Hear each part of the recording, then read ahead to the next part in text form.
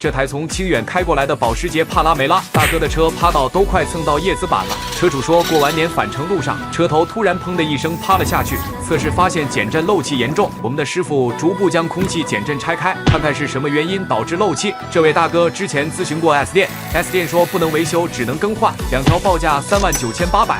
师傅拆开后发现皮囊开裂，是导致漏气的罪魁祸首。我们只需要将这些易损件全部换新。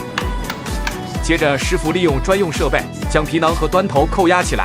视频都看到这里了，不妨点个收藏，顺便转发给身边有需要的朋友，给师傅点前进的动力。然后按照原厂方式进行组装。尽管师傅有着上万条维修减震的经验，但每一个步骤都不敢有半点马虎。这样的维修我们还不到4S店的1/10，你们觉得合不合理？